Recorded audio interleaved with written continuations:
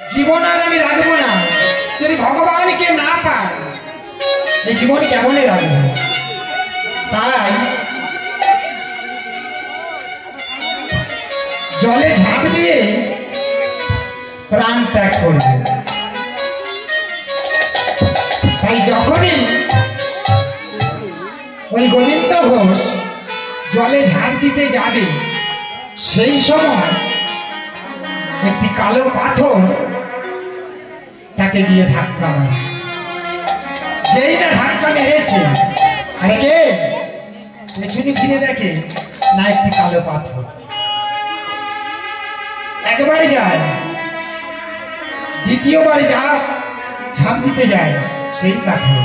আরে কে তো আমাকে কি একটু শান্তিতে মরতে দিবি না? একে তো জানিস আমার মহাপ্রভু আমাকে ছেড়ে চলে গেছে, এই প্রাণ আর আমি রাখবো না। আমি এই অগ্রগতিতে প্রাণ ত্যাগ করব। এমন সময় যখন বারবার মরতে গেল সেই কালো পাথর যখন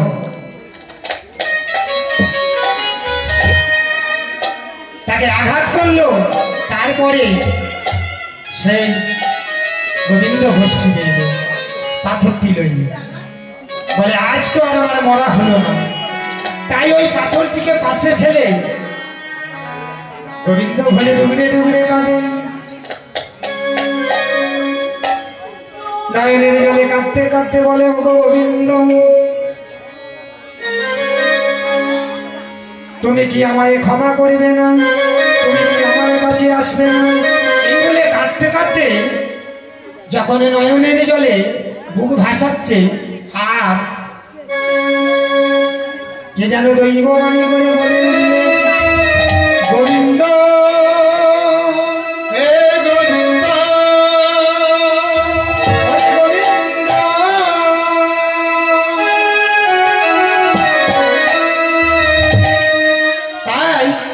যেই না বলেছে, বলে কে কে আমায় ডাকে?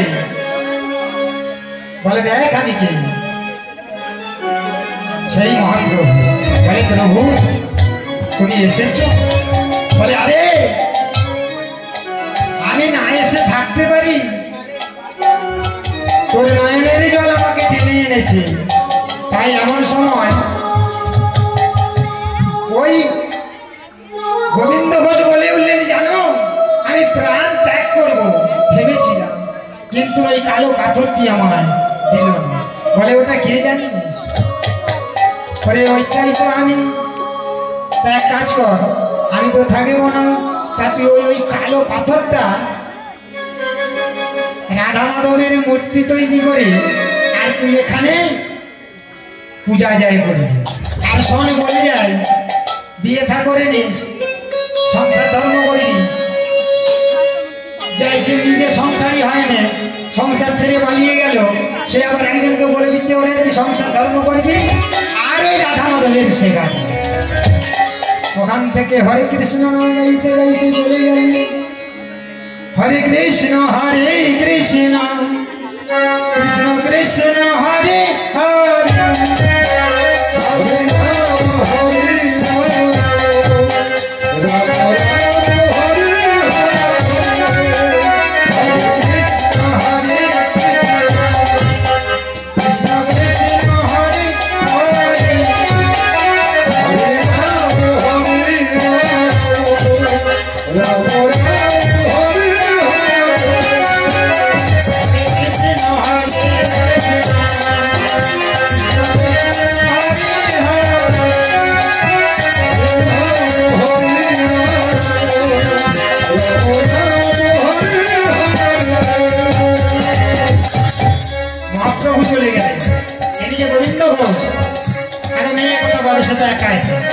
ভগবানের কৃপা মহাপ্রভুর কৃপায় একটি মেয়ে, তার নাম হলো চন্দ্রা।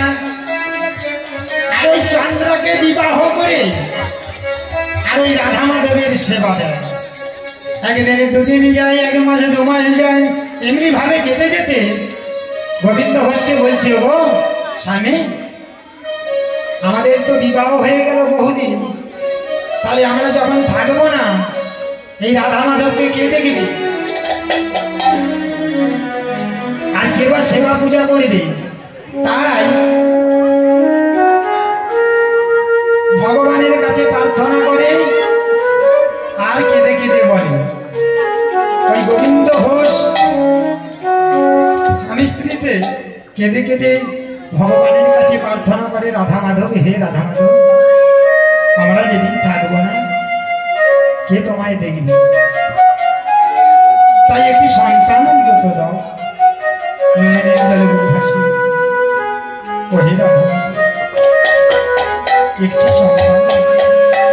নয়নের জলে কাচ্ছি আর বলছি, একটি সন্তান দাও প্রভু, তোমার সেবা।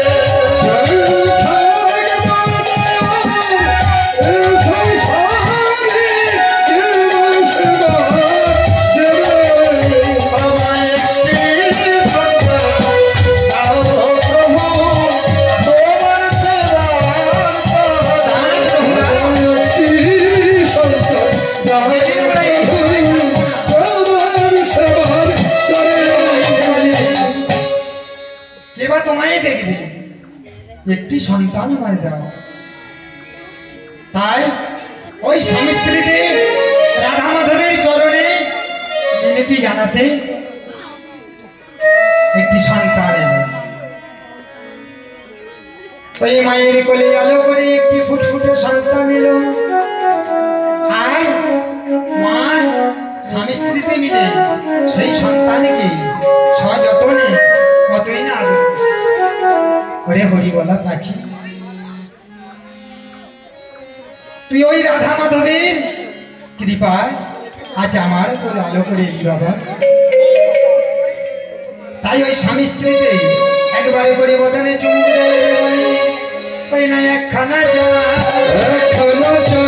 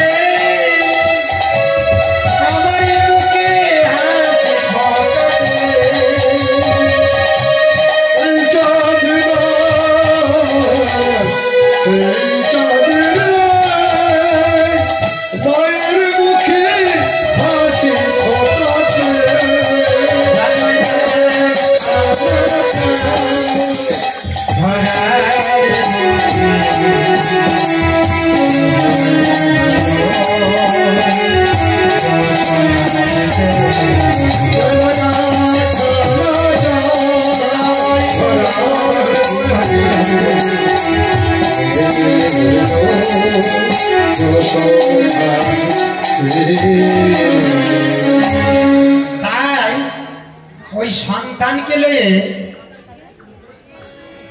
বদনে চুমুক দিচ্ছে আর বলছে ওগো স্বামী, তাহলে আমাদের সন্তানের নাম তো রাখতে হবে।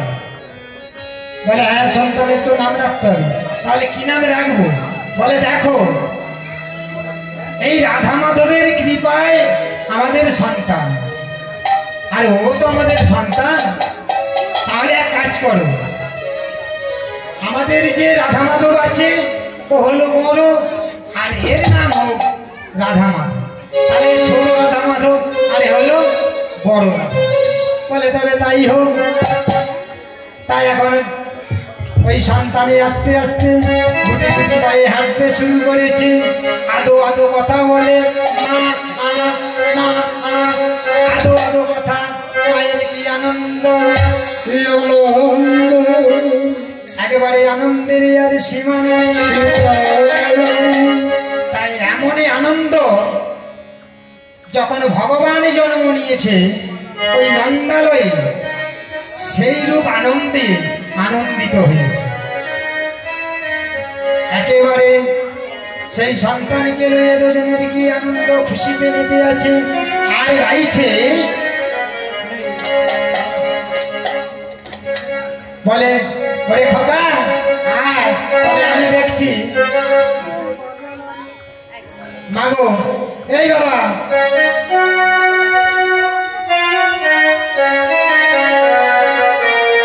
সেই স্বামী স্ত্রীকে সন্তানকে লয়ে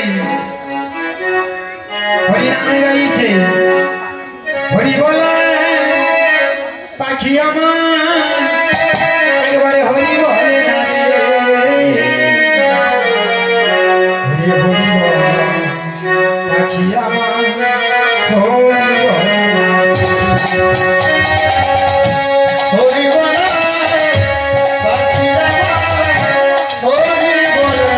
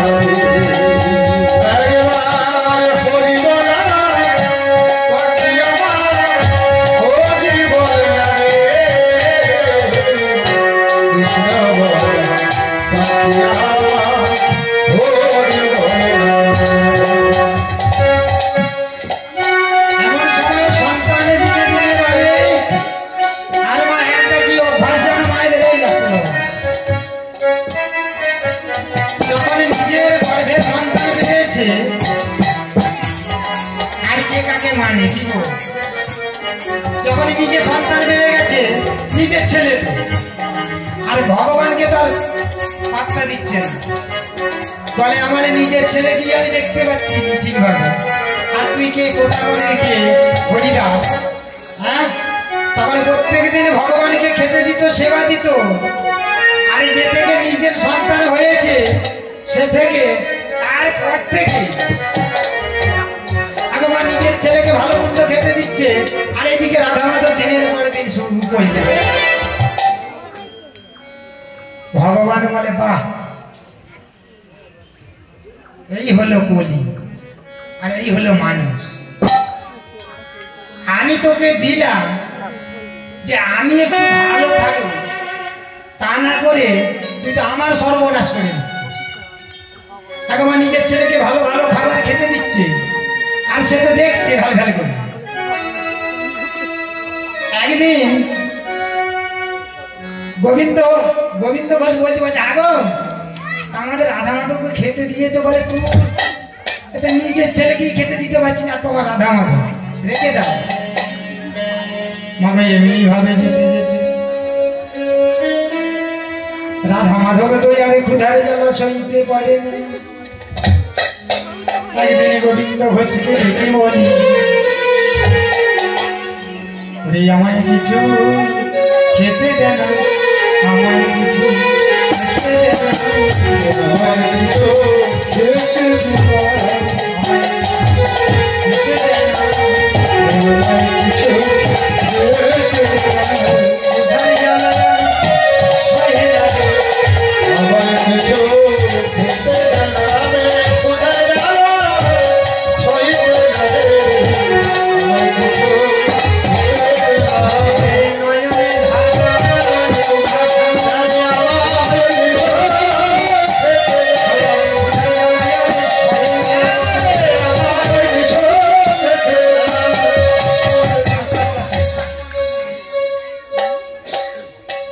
গোবিন্দ ঘোষ মনে মনে ভাবছে, আর চন্দ্রাকে বলছে, হাগো তুমি কে? তুমি মা নাকি? বড় ছেলেটাকে খেতে দিতে পারছো না? বারবার বলে, কিন্তু মা তার নিজের সন্তান তো পেয়ে গেছে, সে আর ভালোবাসে না। ভগবান মনে মনে ভাবলেন, তোর সম্বলটা তুই যাকে নিয়ে তোর এত নাচন, একদিনে বাবু ভগবানের করুণায় সেই ছেলে আস্তে আস্তে 3 বছর তো হয়ে গেছে, হাঁটতে খেলতে পারছে, মায়ের আরো আনন্দ হচ্ছে, ছেলে দিনে দিনে বড় হচ্ছে। ভগবান বললেন, তুমি আমার ধনে ধনী, হ্যাঁ আমার নিয়ে তুমি বড় হয়েছো, আর আজ আমাকেই ভুলে গেছো। দাঁড়াও তোমায় দেখাচ্ছি না। তাই মা ওই একদিনে এমনি ভাবে যেতে যেতে গোবিন্দ ঘোষ বলে উঠলেন, বলে দেখো আমি মাদুগিরি করতে চলে যাচ্ছি, আর তুমি অন্তত আজকের দিনটা ভগবানকে একটু সেবা দিও। তাই এমন সময় গোবিন্দ চলে গেছে, আর এ কি করেছে, নিজের সন্তানকে খাইয়ে, আর তখন সব ওই বাল্লিক টাল্লিক সব খাওয়াতে, কি গো আমরা খেয়েছি সাবু, সাবু রান্না খেয়েছি, এখন সব অনেক কিছু ভিটামিন উঠে গেছে। আজ ওই সাবু খেয়ে খেয়েই তো আমাদের বসাবেন, তাই না? ওটা কি পাবো রে বাবা, এখন সব একবারে সব ভিটামিন বোতল এসছে, হ্যাঁ একবার প্যাকেট সিল করা মাল। তাই এখন ছেলেদের শরীর স্বাস্থ্য ভালো, আর আমরা সেই কি বলবো মা, তোমার সিলেবারের হাঁড়ি ছোট, তাকে 1 হাঁড়ি সাবু রান্না করে দিলে তোরা খা।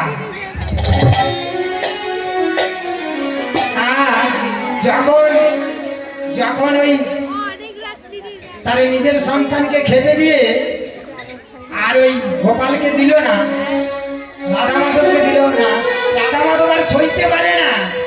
রাধা মাধব ওই মন্দির থেকে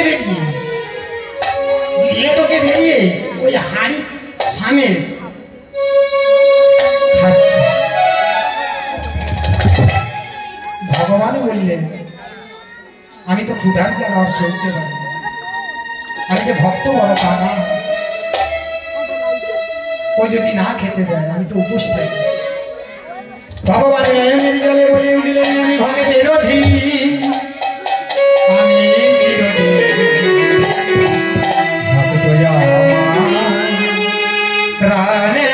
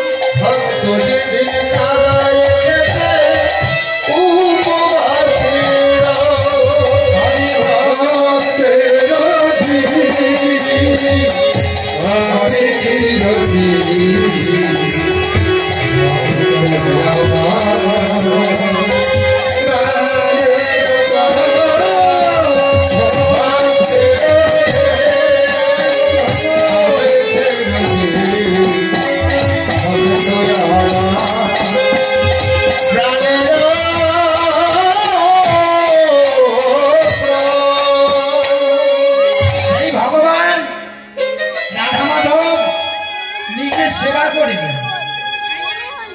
ওই দৃশ্য দেখে তবে মা ভগবান এই যে আমার এই যে সব সম্প্রদায় আছে হরিনাম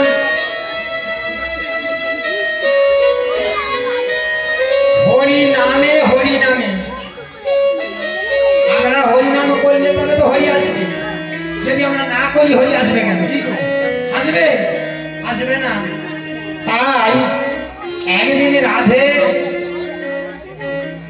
ওই কলসিটি কাকে লয়ে ললিতা আর বিশাখাকে বলে বলে চল একটু যমুনাতে যাই। বলে আগে যাবি কি বললেনি, তোর মেয়েও ছড়া যা, আমরা তো তাদের জ্বালায় তার জ্বালায় পালিয়ে এসেছি, বলে চ না। বলে আমরা তো যাবো না। তাই ললিতা আর বিশাখা বারে বারে বলে রাধে গো রাধে গো, বলে রাধে গো তোর বারে বারে করি যে মানা, করি যে মানা, ওই যমুনাতে জল নিতে লাগে না। রাধে গো তোর বারে বারে করি যে মানা, করি যে মানা, যমুনাতে জল নিতে লাগে না। রাধে গো তোর বারে বারে করি যে মানা, করি যে মানা, ওই যমুনাতে জল নিতে লাগে না।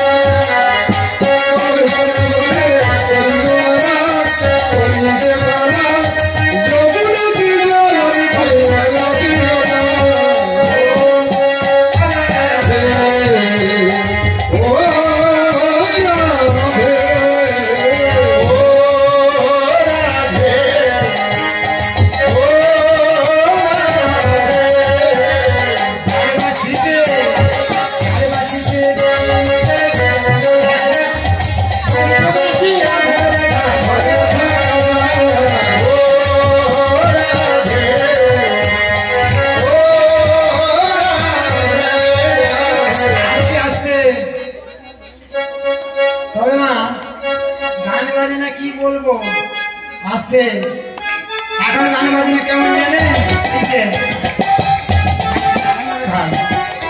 এখন তবে মা লজ্জার কথা কি বলবো, আজকে আমি কত বছর আসছি মা,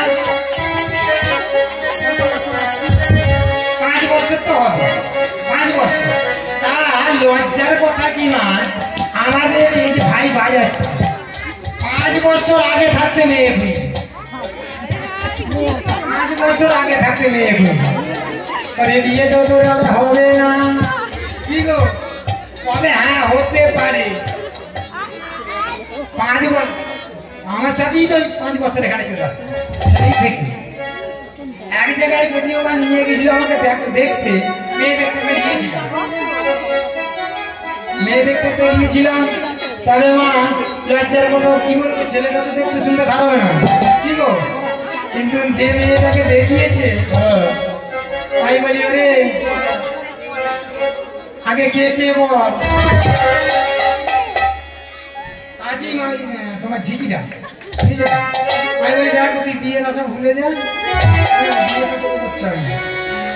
তবে এখনো পারে এই যে এখনো পারে এই যে গান বাজানোটা কেমন জানেন, এই যে গাড়ি ছিলাম দেখলাম মা বাবুরা বেশ নতুন করে মাথা নাড়ছে।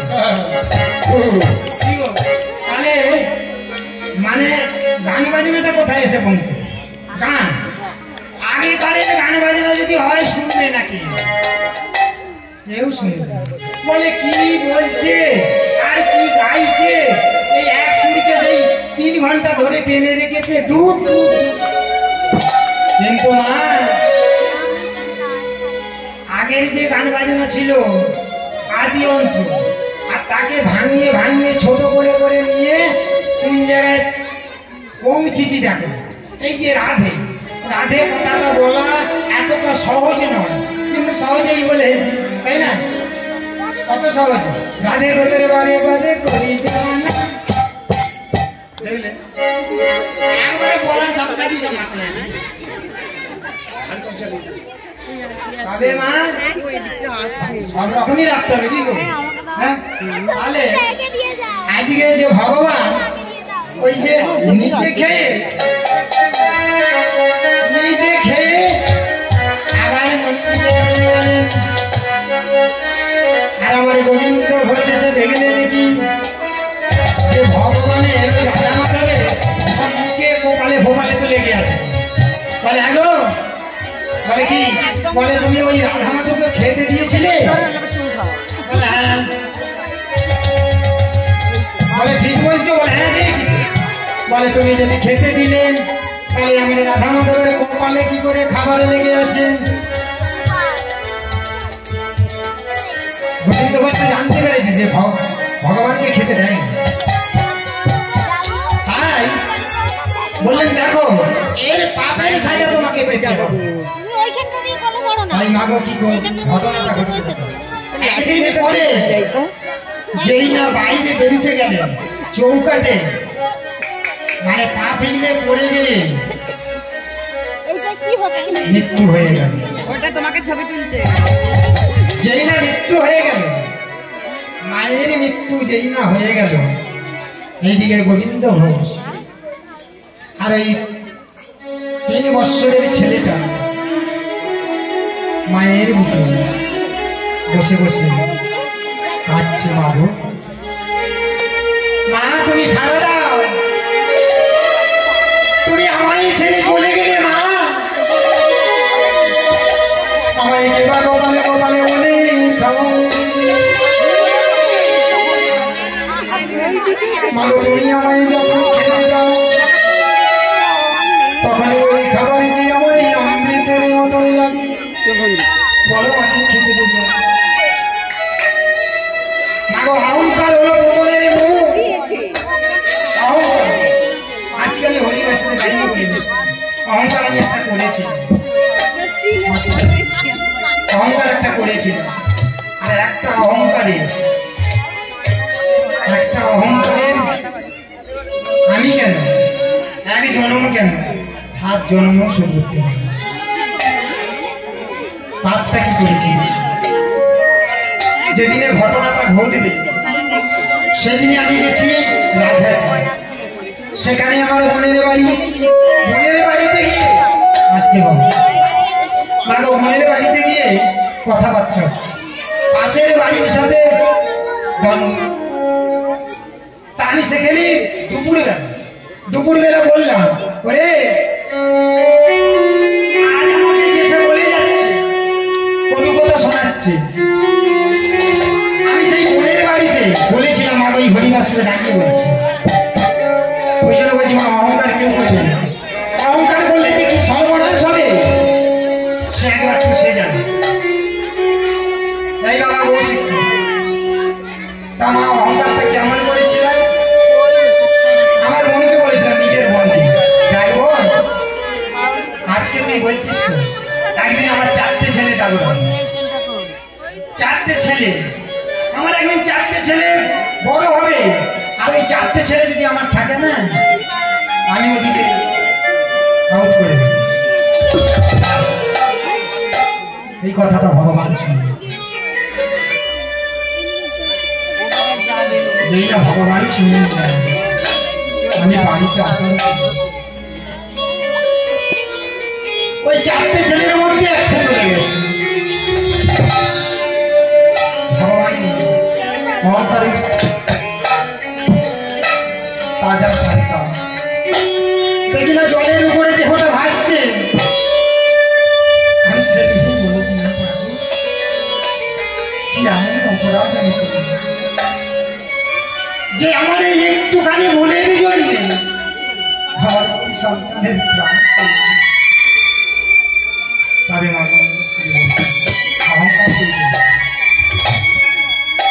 আজও সেই জানা যতদিন বাঁচি ততদিন। তাই ভগবানকে বুঝিয়ে থাকে, তুমি কেন এত আমার প্রভু প্রভু তুমি কেন এত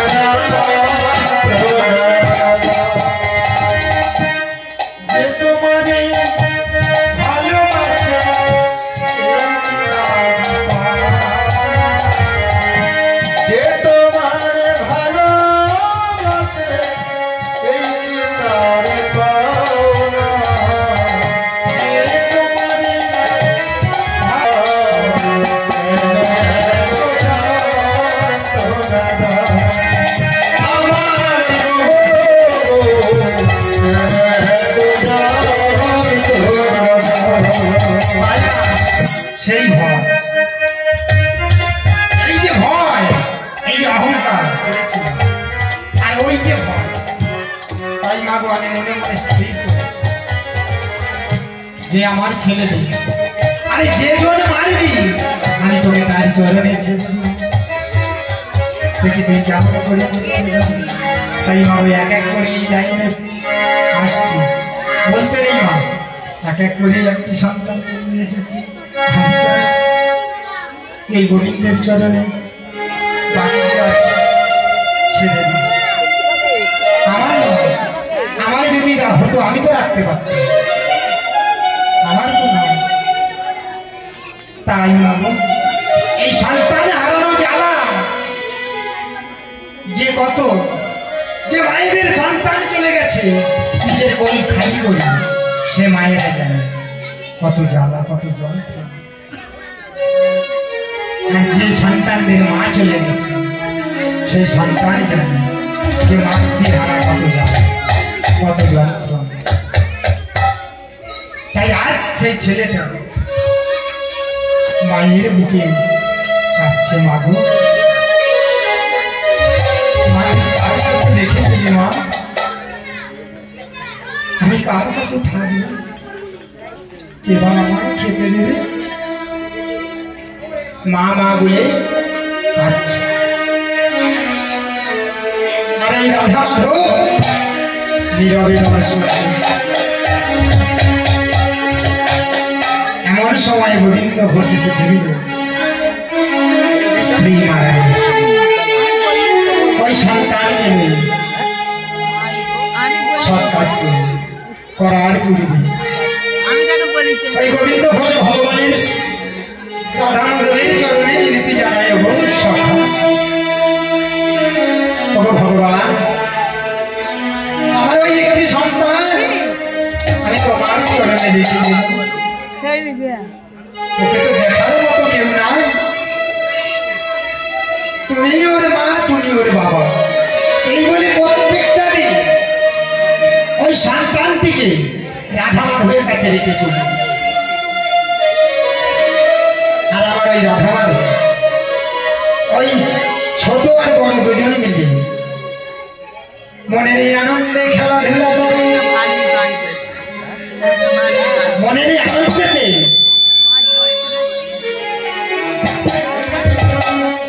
মনের এই আনন্দে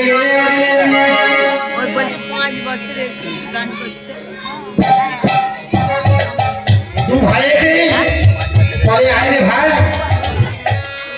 আয় নাই ওরে প্রাণের ভাই, একবারে পূজা পূজা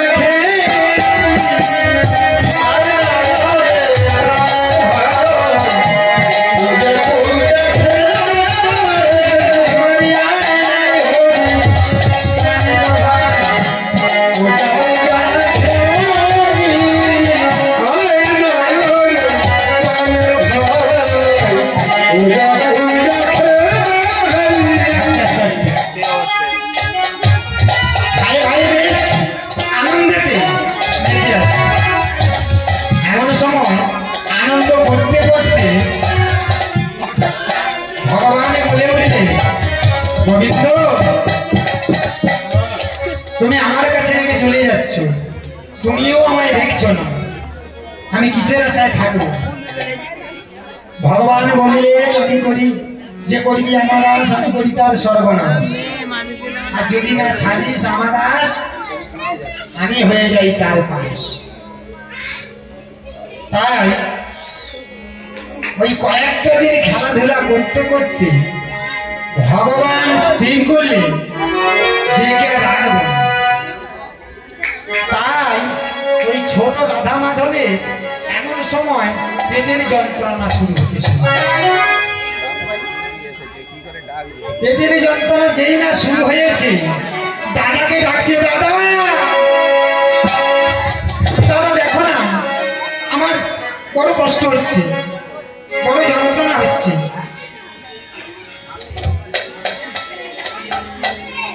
যখন ওই রাধা মাধবের সামনে ছটকা ছটকি করছে, দাদা গো দেখো আমার পেটে কি হয়েছে, আমি মনে হয় আর বাজবো না, মনে হয় আর বাজবো। ভগবান তো মনে মনে ভাবি যে তোকে বাঁচতে দিলে তবে তো তুই বাঁচবি। কি গো যখন দাদা গো দাদা দেখো দেখো আমি আর মনে হয় বাঁচব না, ভীষণ যন্ত্রণা শুরু হয়েছে, ভীষণ যন্ত্রণা শুরু হয়েছে। এইদিকে গোবিন্দ ঘোষ মাধুগিরি করতে গেছে, আর সেখানে ওই মাধুগিরি করতে করতে কৃষ্ণ নামে গাইছে হরে কৃষ্ণ কৃষ্ণ কৃষ্ণ